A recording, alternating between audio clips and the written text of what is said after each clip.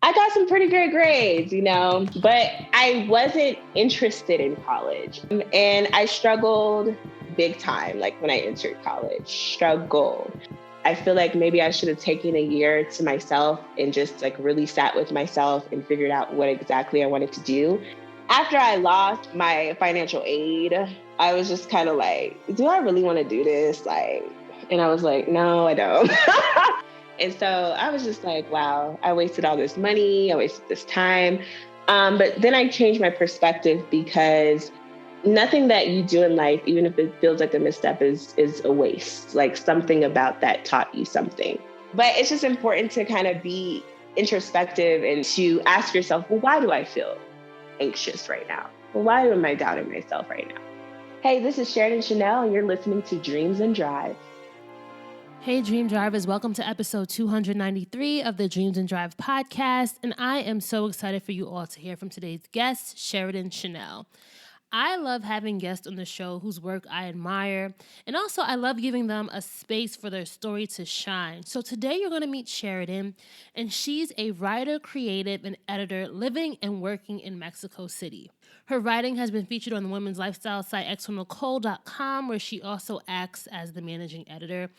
And what I love about Sheriden is that she's very intentional in her pursuit of creative forms of expression and storytelling. And one of her strengths is connecting passion with purpose, right? So in today's episode, we're going to talk about the path that she took to where she is.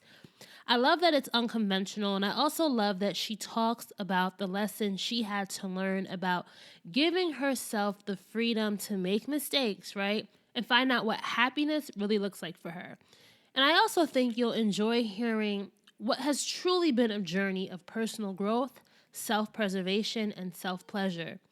There's a lot that we dive into in this episode, and Sheridan's personality is just, you'll love it, and we had such a great time connecting and talking about what it means to be a dream driver for her.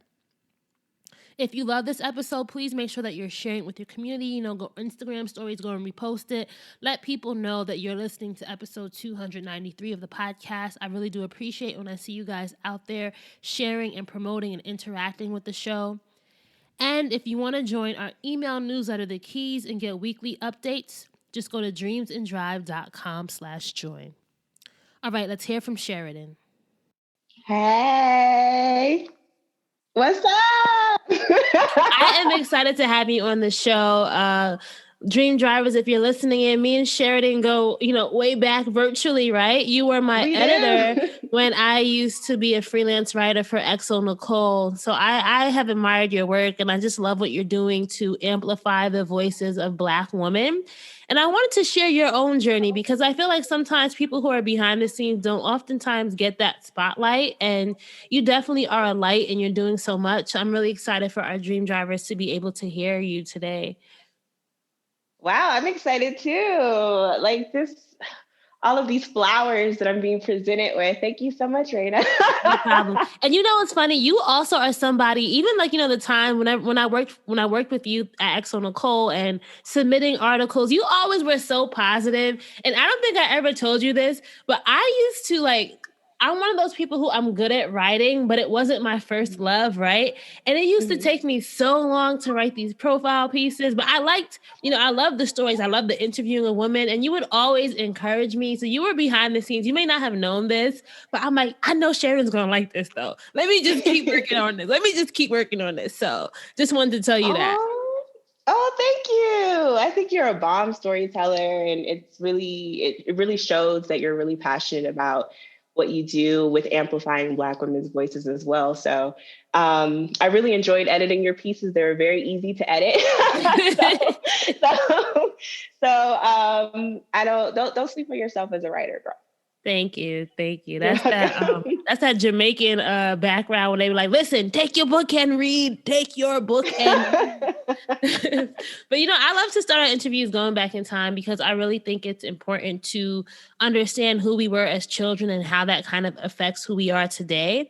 So what was inspiring the young Sheriden? Like, where did you grow up? What was the world like for you? Woo. I grew up in like a rural area in South Carolina. it was like in the backcountry a little bit, like in between my father's household in Ritter and my mom's household in Cottageville. So that sounds country. I'm not trying to say anything. It was. But I was the product of divorce. I was a child of divorce. My parents split when I was 4 years old, and my mom kind of immediately got into a new relationship / marriage with my youngest sister's father. So I think I always just found an outlet in writing, and just, having a huge connection to my sense of self-expression, even at a young age. So I would just write stories like about, like, sometimes they were little kid stories. Sometimes they were a little bit more provocative stories. I don't know what I was like, reaching from in terms of my inspiration, but or drawing from, but I definitely started writing from a young age, just as an outlet to express myself in a real way. And I always saw my mom working as a teacher. So I kind of gravitated towards like doing what I saw her doing as far as a career goes. Like, even though I was super passionate about writing always, I just thought, okay, like, I'm not going to be able to make a living with writing. So I kind of gravitated towards wanting to be a teacher like my mom.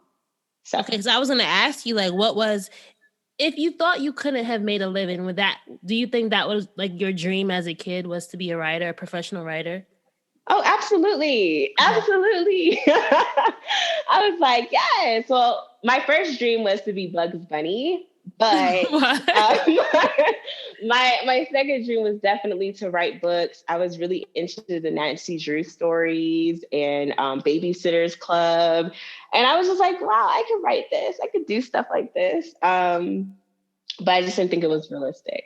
Did anyone, and I'm just asking this just because I'm inquisitive, did anyone shoot down those dreams for you as a kid? Like, was there anyone who was just a dream killer, or who kind of... Oh, absolutely. How did that go? I think everyone can be that way, especially when you're growing up as a minority. And then on top of that, you're a girl, but you're going to be a woman. So I just think that there are certain obstacles that your parents talk to you about. And I don't think they mean to be a dream killer, but I think it's just that whole narrative of wanting to be realistic or be practical with what you do for a living. But also seeing certain struggles that my mom went through, especially after she kind of transitioned to her second divorce, and just kind of how she was struggling to make ends meet a little bit. Like, we lived in a trailer park for like a couple of years while she got some money together, so that we can eventually move to Georgia.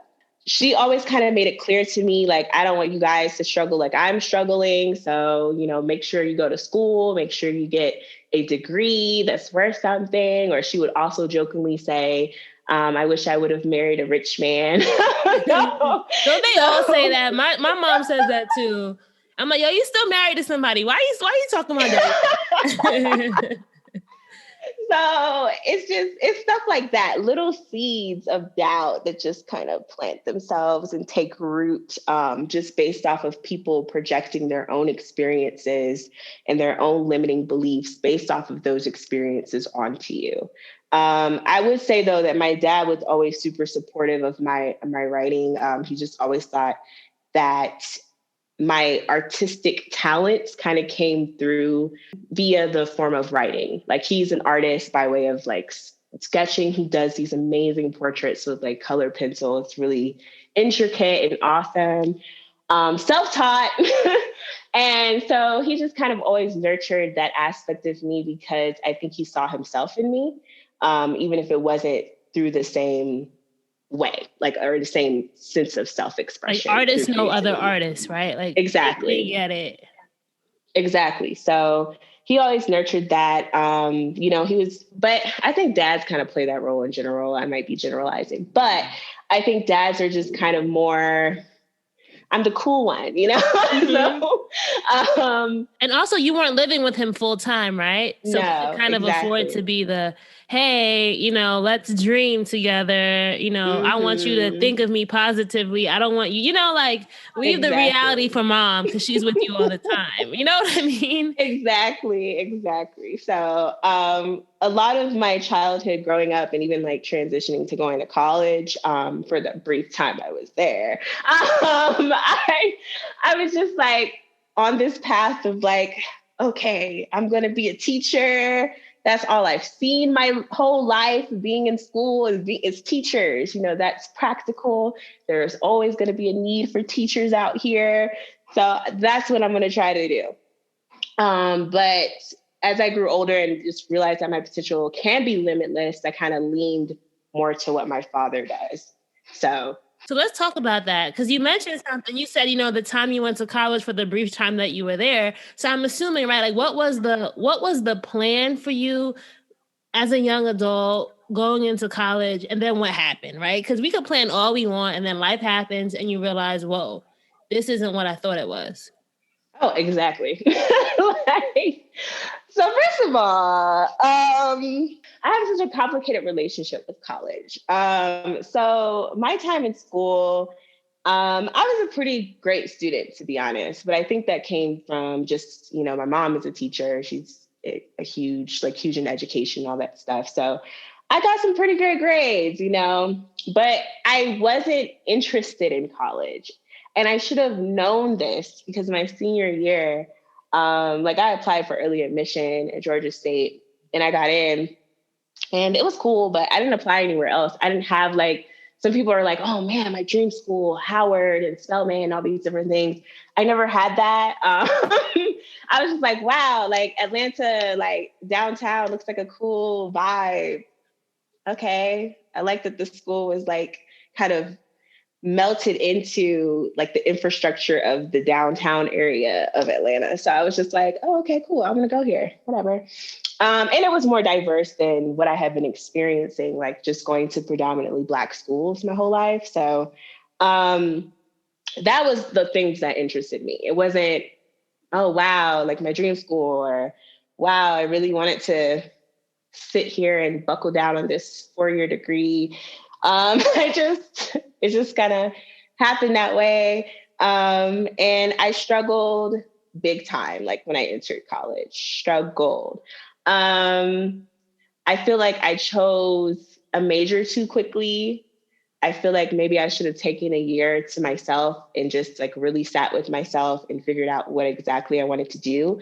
But instead, I kind of just went straight from high school to college and just found myself having all these questions and having all these doubts and trading majors. I think I changed my major 7 or 8 times. What? Throughout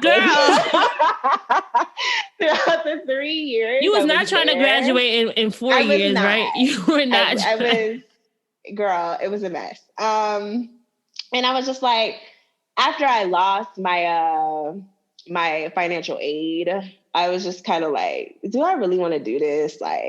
And I was like, no, I don't. How did that make you feel though? Was it a sense of relief or was it a sense of disappointment in yourself? I think I felt disappointed at first because I feel like I was disappointing other people. I think the nature of myself is that I think about others before myself.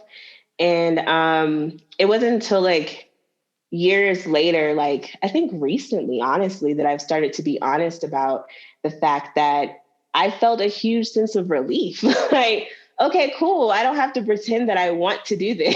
I don't have to pretend that this is the path I'm trying to take just because it's the right thing to do, I guess, after you graduate. In order to be productive in the world, in order to get a good job. And as we've seen in recent years, it doesn't really matter. It does. I mean, for some things, right? You need to go to medical school if you want to be a damn doctor. Absolutely. But, for a lot of things, it doesn't matter that much. No.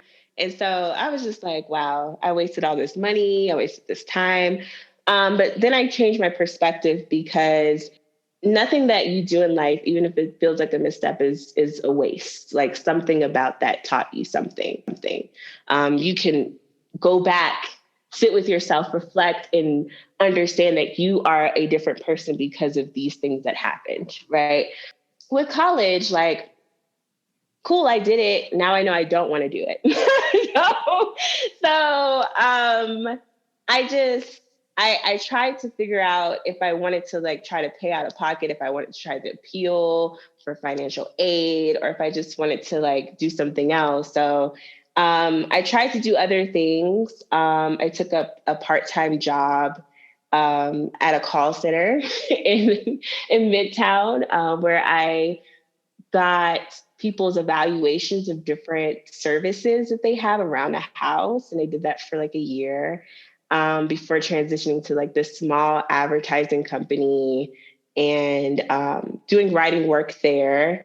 And eventually, Will Packer acquired XO Nicole. And so I was just offered a full-time editor position there. So I just made a different choice.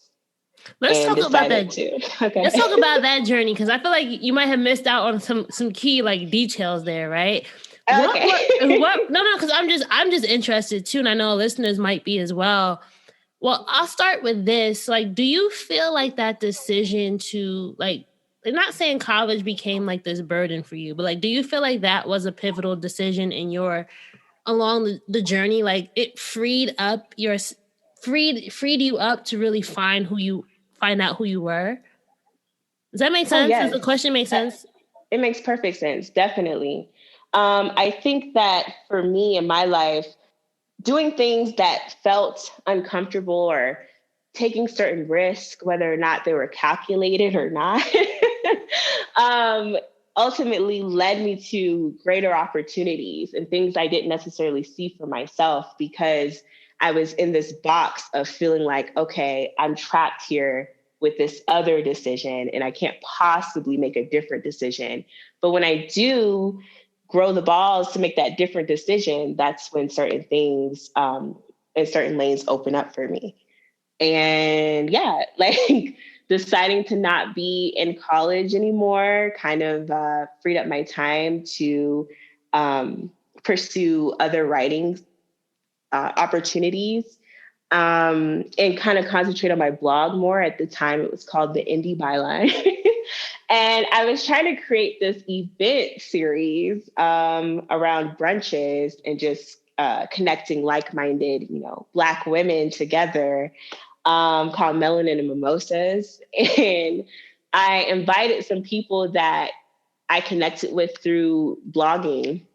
And one of those people that were in attendance is Kaya McBride. And we connected there, and she read a blog post that I posted as a part of this like blogging A to Z tour that this other writer named Gigi Renee put together. And I didn't know behind the scenes that Kaya was actually in like deep communication with Nicole Kane, who formerly owned Nicole Bitchie, and who was transitioning behind the scenes to creating the XO Nicole brand. You see how life works? Like, you see how life... No, isn't it just crazy that you never know who you're talking to and how that person might then, be that domino that leads you to where you are today. It's so cool to hear. Exactly. So Kaya was that person who kind of got that ball rolling for me.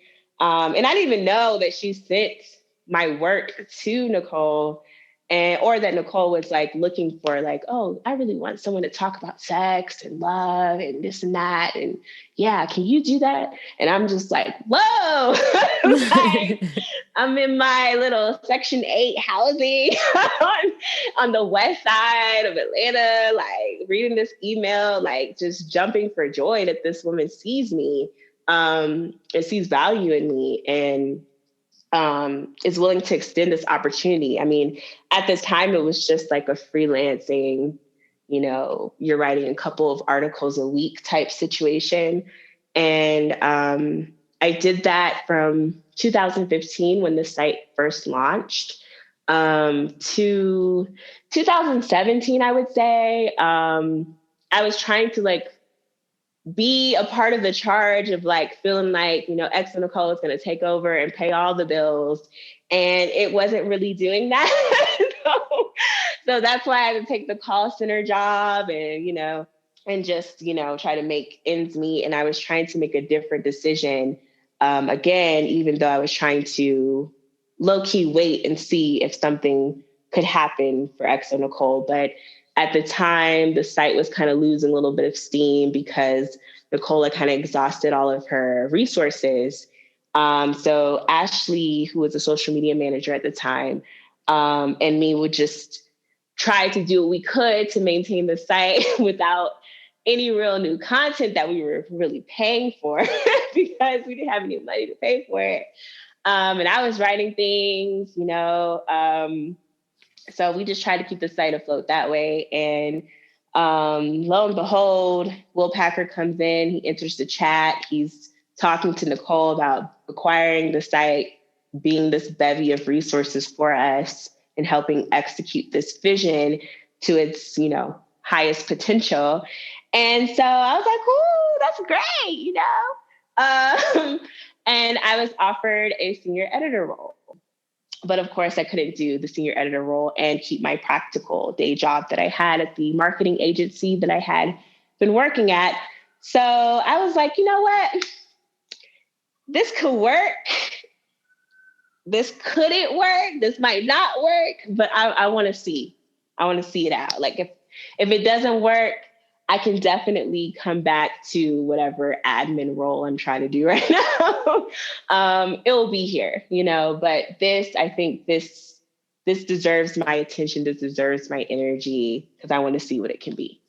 As you were talking, Sheriden, the thing that I wrote down too is I feel like sometimes writers and the skill it takes to be a good writer and a good editor is so underrated, right? Like people think that, oh, you just put up a few articles, right? Or you're just writing. I think sometimes when people see that title, they don't really understand just how much work goes behind the scenes, like metadata, captions, writers. Like there's so much. So I just want to say this. Put some respect on writers' names, right? Like and give you.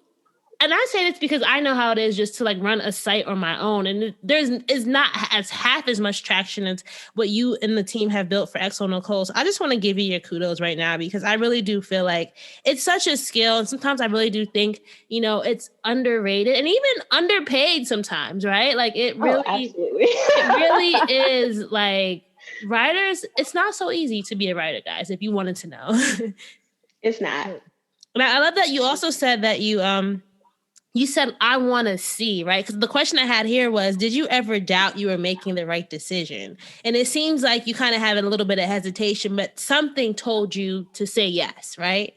Yes. Yeah. Yes, it did. And see, that's something I'm learning too, is that I need to listen to that voice more.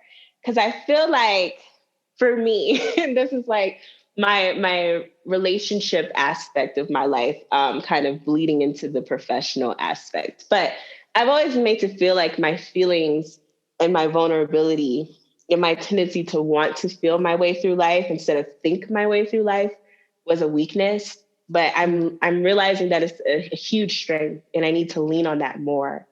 Everything I've ever done from my heart space, even if it was a setback, ended up putting me onto a pathway or opening a door that I didn't know would be possible for me or that I could open.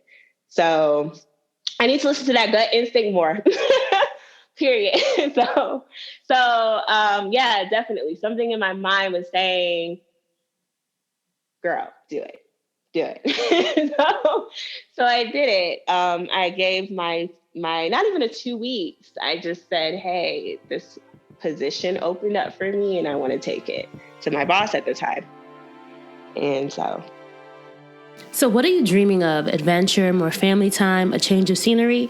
The nerds at NerdWallet can help you take the first step towards making your dream a reality. NerdWallet is a personal finance site run by money nerds who make it easy to compare and find the smartest financial products for you. So let's say you want to book an adventure beyond your backyard. NerdWallet can help you compare and find travel rewards credit cards so that you can use everyday purchases to rack up on points for flights, hotels, and more. Or maybe you want to spend more quality time with your fam. As dream drivers, that's important.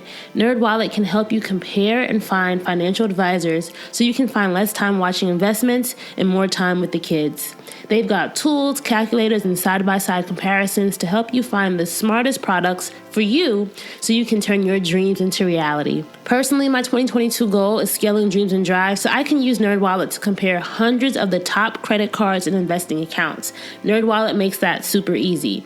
Are you ready to compare your way there? Compare and find the smartest credit cards, investing accounts, and more at nerdwallet.com. NerdWallet Compare Incorporated, NMLS 1617539. NerdWallet is not an investment advisor nor an investment broker. Information is for educational purposes only. The rest is history. So let's talk about, the rest is history. So what history was made, right, for you as you entered this? So what was the title again? You said senior editor? Yes, I was senior editor for like a month, and then I leveled up to managing editor. Look, 1 month? What? 1 month? You must have been doing it, girl. You must have been doing it. It's just like Nicole just saw that I had something that she couldn't like necessarily teach the person that she had in mind to do that role, because I just had it already. Like I had been doing it essentially for a year or so, in that interim of waiting for like a will to enter the picture. Mm-hmm. So it wasn't a problem for me to kind of take on the reins of that role in a more of a, not an accurate capacity. What's the word? Like not just in the duties I was doing, but as the title itself. Like intentional, well. Like this is what you're supposed to be doing and you're getting. Exactly. Okay. And what were the things that you were really becoming a badass at? Because I feel like sometimes we don't often give ourselves props. Like what were the things that Nicole saw in you that she knew that she couldn't get anywhere else? Like these are really your shining spots. I'm great with adaptability. I'm great I just know who our audience is through and through. Like I can look at a headline or something or hear what's happening in the Twitter sphere and just be like, okay, I know what our audience wants to hear. Like I just know them. I know the people who read us. Like, and I think that's hard to replicate. I think that just goes from years of just having a relationship with the reader through just editing the content, finding writers, things like that. And I know the voice. And not just that, but I think that I'm a great leader. I don't think I give myself enough props for that, but I think I'm a really great leader. I know how to champion for people. I know how to, give constructive feedback where needed. But I know how to do so while making the person feel uplifted. And it's really important to me to do that. I love that. It's part of so that's part of your personal values, right? Is that empowerment of whoever you're working with as well. Definitely. I want all of my Black queens to feel seen, okay? and to I think too, it's like this whole thing of we can help each other get better without having to be mean. Does that make sense? Mm-hmm. And yes. I think that's okay. And I'll say this to you because okay, how do I say this without being mean myself, right? So I don't know if you know my story, but coming up, I interned at CBS in college. I thought I was going to have this big media job. I didn't have it. So I kind of went the freelance route, and I was in the New York City area, 2013, 2015, those media heydays. People were having all these publics, these events after work. And it was I feel like that was a really important time in the whole who's who in New York City media, if that makes any sense. And Mm-hmm. I remember feeling like I don't fit in, but I'm a good storyteller, right? But how do I get on in this world where sometimes I may feel like an outsider, or I may not have the look, right? Of the writer, of the wannabe editor, or, and it can be hard for someone who you have the skills, and then sometimes you feel like it's like a mean girl clique at times, right? And I really did appreciate that by working with you. I never got that vibe from you. So I just want to give you that shout out, because I do think sometimes it is important to know that we can be in these very coveted positions, because let's say you're an editor at a site like, okay, I'll just say Vogue, right?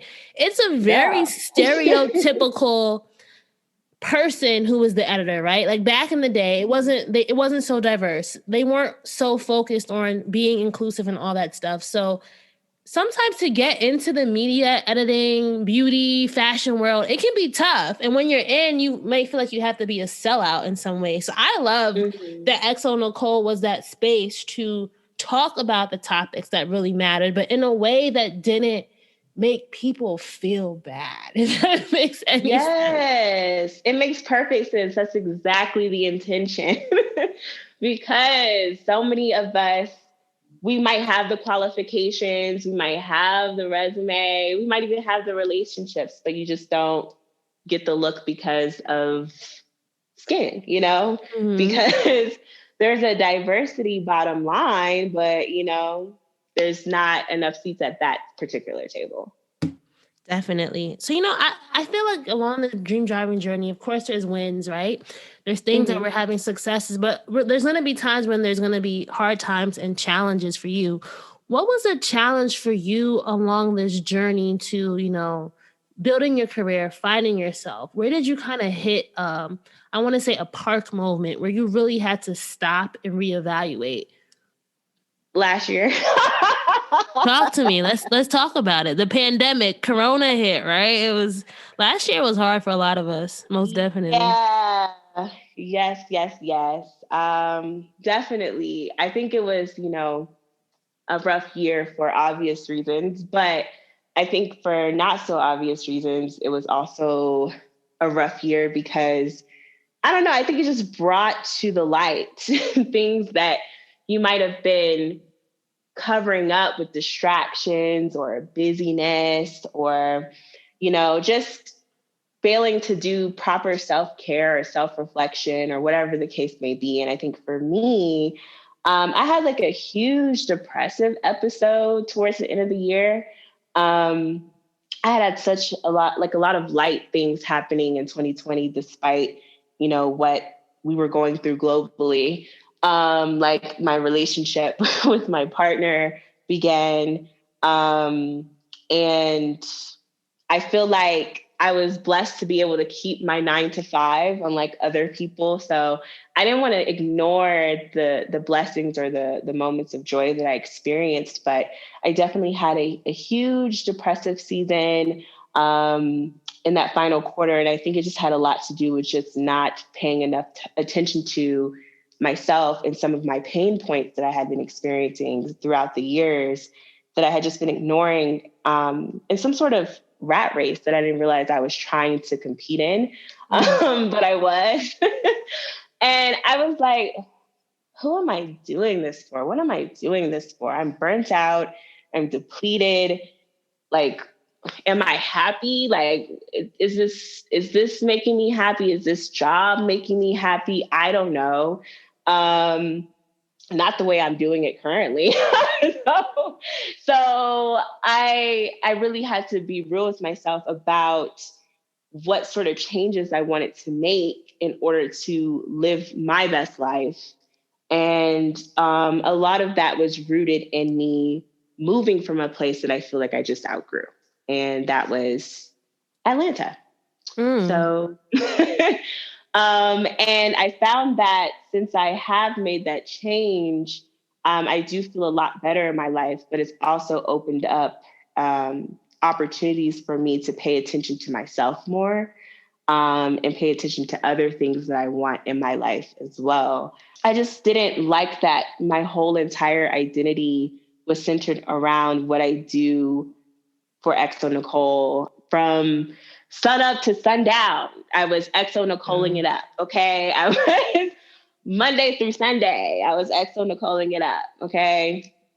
Maybe I stepped back for a holiday, maybe, but it's not sustainable. No one's asking me to do that.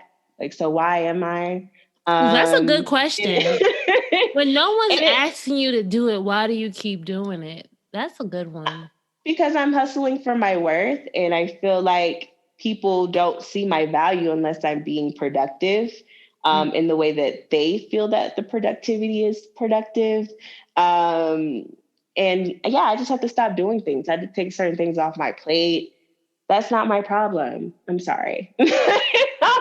I was going to ask you, like, what were the practical things? Like, I feel like it takes a lot of courage to admit this and then to put that plan into action. So what were the actual tactical, tangible things that you physically did to get to this new space? I know you moved, right? You moved from LA. Yes, I moved. So that's one, right? And I think that's a big one because a lot of us are so scared to leave what we know. Like, I keep telling myself, like, I don't know. I saw this meme on Instagram the other day that said if you live in New York or New Jersey, you have to have 2 9-to-5s, a side hustle, sell drugs on the side. Like, it's just so hard to live here comfortably if you're not making a lot of money and you're just always working, right? Because you don't want to be behind on things. So just taking the courage to leave what you knew or what was home and create a new home must have been really, really scary, I'm imagining. Or maybe it wasn't. I don't know. Oh, it was super scary. It was super stressful in its own way. It was scary though, because I had to have a lot of real conversations with myself, a lot of real ass conversations. Like, so sis, why are we trying to move? And, but the truth of the matter was I had visited here like 4 times last year, and I felt the same every time I was here. Like, I just felt like this sense of clarity, this magic. Like, I don't know what other word to describe Mexico, but the word magic. Like, it's just a healing energy that I feel, whether I'm in the city, whether I'm in the backcountry, whether I'm at the beach, whether I'm in the mountains. Like, I just feel it. It's just humming in the air, like a vibration. And so I was like, I really want to move here for that. But I just wanted to make sure that it wasn't just because of my partner and the fact that he's Mexican and the fact that he lives here. I wanted to make sure that if I come here, I'm going to cultivate my own life, my own space. He is just a byproduct of my decision to move here on my own. Once I got to that place, I was able to kind of make my next steps, which were really stressful because it's just a lot. Trying to get an apartment in another city, in another country, when you're in Atlanta, like physically, but and it's also COVID, so you can't be traveling. Like, any other day you could just travel here and there whenever. You got to get COVID tests. You got to do all this stuff just to travel, right? So it's exactly. It's expensive. It's tough. I was just like, for me, I was considering like living here, Airbnb-ing it, like Airbnb 1 month, Airbnb the next month. But then I did the numbers and I was like, it'll be way cheaper for me to get a place than it would be to like sustain an Airbnb. And another reason I was moving was to save money. Because I was tired. I was tired of eeny, meeny, miny, mowing my bills. Like, oh, this month I can't do Xfinity. I can do my gas. I can do my lights and my water, but I can't do the Xfinity this month. There's gonna have to do this promise to pay situation. And I was tired of living like that. I was like, I just want to breathe. So I came here. My boyfriend helped me look for apartments because I was applying for a temporary residency to live in Mexico. And I actually ran into a lady that's lived in Mexico for 7 years while at the Mexico consulate in Atlanta. Look at that. And another. You never know, right? You never know. Maybe you never know. It's meant to happen. She put me on to like this apartment rental website. And that was beautiful because Craigslist was a mess. So I was like, yes, to this place that she put me onto. And I found my apartment within like a week of looking because my partner actually came down and like FaceTimed me like a tour of the place. And I was like, yes, I want this one. And he had to be he had to sign on the lease with me as the person that they would come after if I leave. So, because how y'all gonna find me? So that was cool. Furnishing the place has been cool. But yeah, it was stressful. Like selling everything was stressful. I ended my lease on June 30th and I moved here in Mexico on July 1st. Like my flight to Mexico, my one way was July 1st. After I gave them the keys on June 30th, I was literally hopping on a plane with two suitcases worth of what I had left to bring here. And I just had to start over. And it was stressful, but it was good stress. That was good stress. So I always felt like it was the right move for me, honestly. As you were talking, I drew a picture, right? And the picture I drew was a little butterfly. And I'm imagining you on the plane and you're a butterfly, right? But you have little wings. What would you call your left wing and your right wing at this time? They're little wings, right? But something's growing from them. What's on the left? What's on the right? I would say passion, creativity.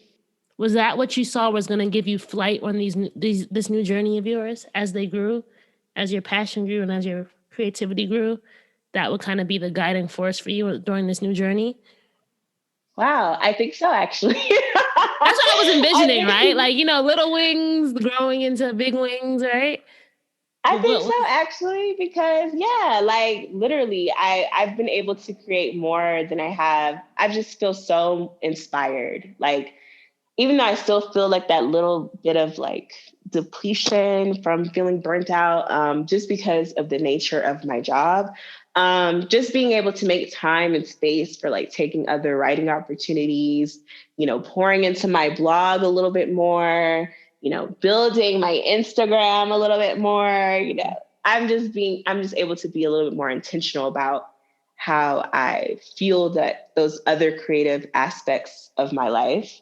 But also I feel more inspired naturally. Like I walk with my dog in the mornings and I'm just inspired by what I see around me.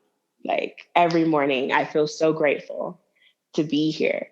So I think that some places can definitely just be healing in that way. Like maybe you feel burnt out, maybe you feel depleted, maybe you feel lost or unsure because you're in a place where you need to grow, but you can't grow. No, I love that. And in your bio, you say that, it's part of your mission to help others tap into their highest selves through three things. You have personal growth, self-preservation, and self-pleasure. And that self-preservation part, like, I feel like sometimes it gets a bad rap. Like when you think self-preservation, you think someone's being selfish, right? But it's really not selfish at all. Can you talk to our listeners, like, what are your tips for really making sure that people are using, or how can they tap into their highest selves through that self-preservation? And why is that important for being a dream driver? Whew. It is extremely important because, I don't want to be cliche, but, you cannot do anything. You cannot be anything for anyone unless you're those things for yourself. And I think for me, like in 2020, that's what I was seeing. I was just seeing like, wow, I can't show up for myself the way that I need to show up because I'm just so tired of being all these things for everyone before I'm these things for myself. So I think some tips to do that is, first of all, you need self-awareness.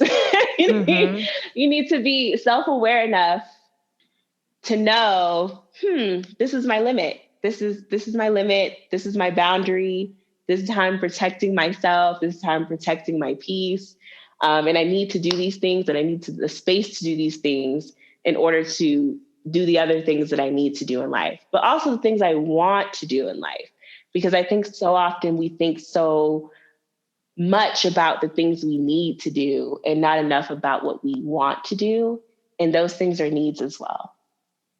I love that you said that, like those wants. And I feel like sometimes, like you said, like, for so long, you you kind of saw your worth as being like the managing editor at XO Nicole, but you're so much more than that, right? And you have so many more skills and you have so much more to give and to be in this world. So I really love that you share that.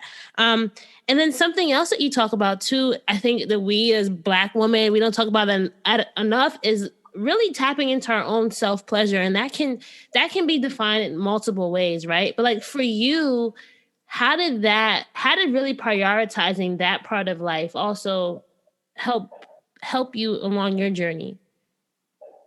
Girl, game changer. Okay. I mean, and you said self-pleasure can be defined in many ways. I think, a lot of people think of self-pleasure in a certain masturbation sort of way, but self-pleasure it's like a self-relationship. It's anything that you're doing that's bringing the self-pleasure. For me, that looks like my yoga in the morning on my porch, you know what I'm saying? That looks like taking meaningful time out once every other month to go somewhere new or go somewhere I've been before, but just that's a little bit of an escape. Doing things like that has taught me that I'm important, that my joy is important, that cultivating self-care practices and rituals on a daily basis are things that I am deserving of. I'm deserving of the big luxurious moments too, but I'm deserving of those moments of indulgement or indulging on a day-to-day basis as well. And for me, like the other day, for example, I took a moment of self-pleasure after I clocked out of work and I told myself, 5:00, girl, it's out of here. I don't care. It's Monday. We're out of here. Pour myself a glass of wine, listen to a podcast. I'm cooking a beautiful steak dinner for myself with some Parmesan shrimp on top. I'm cooking. I'm nurturing myself. I'm nourishing myself. Mm-hmm. And I'm not waiting to have a big, moment with someone else in order to feel like I'm worthy and deserving of these moments of pleasure and joy. You know what I'm saying? Mm-hmm. So I think doing those things and prioritizing myself in those ways has definitely been transformative for me, how I view myself, and also just the passion and the energy that I'm putting into other aspects of my being and of my nature. So I have a question for you. Don't tell me the answer yet, right? Wait, listen. I'm trying out some new things, right? This is the question. So what's next? Right? Just think about that. Like, what's next what's the dream now? That's the question, right? Don't tell me the answer. I'm going to ask you another question. So maybe you can jot it down. Like, whatever your answer is, what's the dream now, right? Or what's the dream next? Mm-hmm. Do you think that you can achieve it?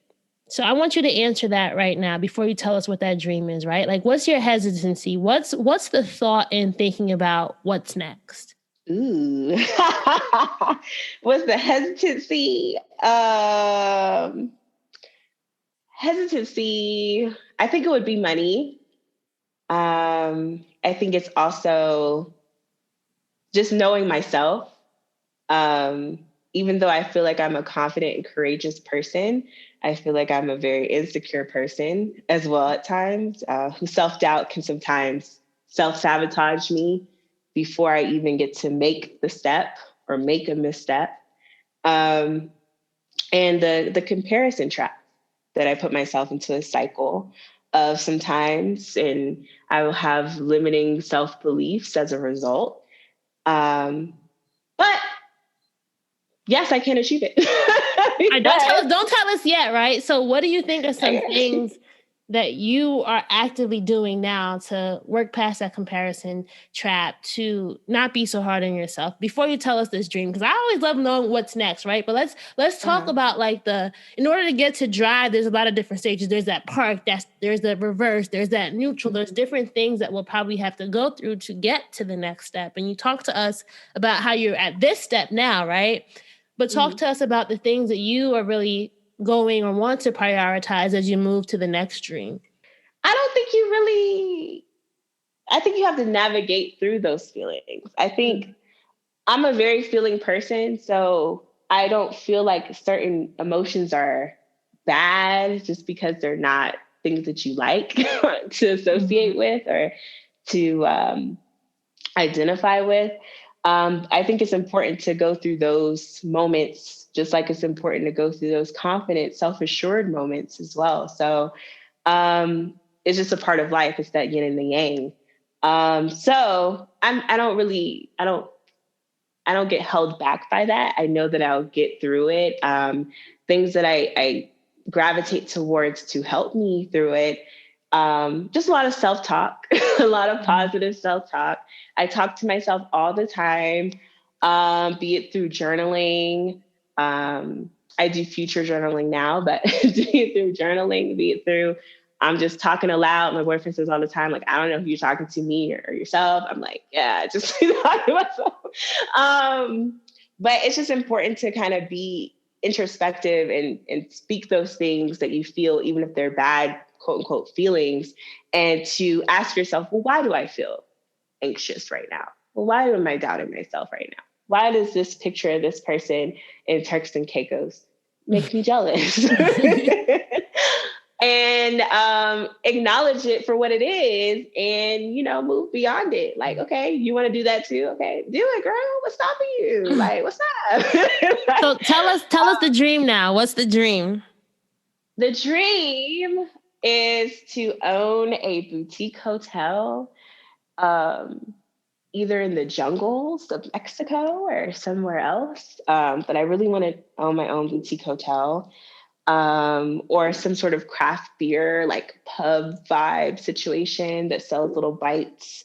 And I want to be a best-selling author. Well, I am going to be a best-selling author. I can see all those things for you. I can see all those things. I was just on your blog. Is it Postcards and 808s? Is that the name, right? I'm like, wait, I want to go to that. There was like this boutique hotel. I think it was Puerto Rico that you went to. And I'm like, ooh, this one looks nice. It was beautiful. The Dreamcatcher. It was beautiful. I can see that, right? And I always tell people, maybe I'm just that very optimistic friend. I'm like, yo, you can do it. You can do it. And I think like sometimes, and I'm not ever trying to say you won't achieve a dream, but sometimes just in the very act of going for it, you learn so much, and maybe it uncovers another dream you never knew you had, right? So there's just so much in the act of doing. And I really feel like your story has just shown how, you came, you went to college, right? You kind of didn't want to, and you made the mistake. I'm saying that in quotes, right? But you said, hey, I'm going to also be confident and make a decision to choose. And I feel like that has kind of been a theme from what you've talked about is, you've had to make these choices, and you found out who you were through these choices, and you kind of developed through them. And I just love hearing just how our dreams don't always have to follow this path of what everyone else thinks they have to be, right? People could have said, hey, Sheriden, don't go to Mexico for no man, right? Or you're not saying that you did, like, don't follow. They tried, girl. And I was like, y'all, I don't have time. But it's like listening to your inner, like listening to you. That's what I was trying to say. Like you had to listen to you. That's exactly that's where the real sweet spot came, when you started listening to Sheriden. Exactly. You have to quiet the outside voices and just do what's best for you. And that's what that means. Because there would be so many things that I feel like would have never happened for me if I just listened to everyone else and their own self-doubt, which I get is based on their own limited perspectives of how they've lived life, but it's not my life. And I think people need to take ownership of their life for what it is. It's their life, Because life is short, but life is long, And I don't know what my path is beyond this point right now, but I'm enjoying where I'm at. And I'm looking forward to what materializes as a result of just being in the moment. Oh, that was such a perfect way to end our conversation. I love it. And you know what? We didn't even get to talk. You know, I've been realizing now, like, I could either go like the tactical, tell us how to succeed in media type interviews. You could read that stuff anywhere, right? I really think it's important to learn who the person is and what their journey is. But for people who want to just get the tactical, what do you do? What do you share? Tell us where we can follow you online, where we can see your work, where we can see your resume of things. Well, people can find me on Instagram at Sheriden Chanel. I'm trying to get more comfortable speaking more about career elements. But that's just not my wave all the time, a lot of the time, because I just feel like I want to learn more about who I am. You know what I'm saying? And not necessarily be defined by what I do. Like, okay, cool. Like I wrote for a COVID tour. I write for X Nicole and I'm the managing editor there. Cool. But this is who I am. So, you know what? And you can also, no, keep going. I'll save this last question. Okay. You can also find me at postcards808.com. It is my travel-ish blog. I'm trying to work on updating it more regularly with just my days that I'm living in Mexico City and my life here. So yeah, that's where you can find me. So, just to be fair, because I know there's probably somebody who's listening who wants to be a future editor, right? Or who has these dreams of working for a site like X Nicole. What's like one tip that you would give to an aspiring storyteller, right? Like, how do you really make your mark in this industry based upon your experience and just your background in it so far? Oh, I've learned that talent is amazing, but relationships are more amazing. That's what I've learned. I'm sorry. I'm sorry. Talent can open some doors, if you get your foot in, but those doors, they can open a lot wider just by who you know. But I also think that when you're trying to pitch yourself to be in different publications and things like that, it's really, really important to read the publication. It's really important to give me clear, concise pitches. Give me a headline that I'm going to open this inbox to this headline, okay? Give me several subjects in the headline. And also, like, just clean copy. Like, reputation is important. I think sometimes I'm really excited by freelancers that come into my inbox and I'm like, wow, like they were so easy to edit, or they knew the assignment, they understood the assignment. Like I love writers like that, but like, I don't know, if you don't really have a good track record of submitting timely copy, submitting clean copy, adhering to deadlines, like, your reputation kind of speaks before so I don't really want to work with you like that. Listen, y'all heard it first. Y'all heard it on Dreams and Drive. But my inbox is open, send pitches. We give everyone an opportunity. It's about the writing. It's about what you have to say. Yes, Sheriden gave me a chance, and it was fun when I, got to write for you guys. So listen, don't be afraid to, right? Like, don't be afraid. Don't sit. You could be sitting on $1 million pitch or $1 million idea. I remember when you let me remember when I pitched you that story, for the girl, that local like North makeup artist, and I did that whole like I think it was how she did. I forgot the name of the series, and I did that glitter glam look. Yes, you did, exactly. I remember, and now it's so funny because she has like almost 100,000 followers. She's like a little mini celebrity in like the North Jersey area. Everybody wants her to do her makeup, so it's just funny how you never know. Just pitch ideas because you never know what could happen. Exactly. Yeah. Get over that self-doubt, because sometimes, I get it. The anxiety of pushing send is a lot, but schedule your emails. Gmail has, if you have the Gmail, at least I have Gmail for business. You can schedule emails directly right through Gmail now. Well, thank you so much, Sheriden. This has been such a pleasure. I'm happy and I'm looking forward for our dream drivers to just be inspired and put all the stuff that you taught us into action. And who knows, maybe next time we talk, I'll be in Kenya. Who knows? I'll be like, I took a leap. Girl. I took a leap. I'm just playing, not Kenya. I got a kid. I gotta keep it a little local for the next somewhere a little less, ambitious for me right now, but thank you. Amazing. I hope this is good, girl. Because Listen, don't hope. You know. This was amazing. And I just feel like I want to have different types of conversations because I feel like, it's easy to ask people about their careers, but sometimes it's not often easy to reflect about the careers, if that makes any sense, right? And makes perfect stuff that goes on behind the scenes sometimes. It's fueling how we're performing in the career. So thank you. I love that. I love the work that you're doing. Keep doing it, sis. All right, so that's a wrap for episode 293 with Sheriden. I hope you enjoyed hearing her dream driving journey as well as her keys to success. If you enjoyed this episode, you know what to do. Please make sure that you're sharing it with your community. You can find us across the board at Dreams in Drive on Twitter, Instagram, and Facebook. And make sure to use the hashtag Dreams in Drive when sharing.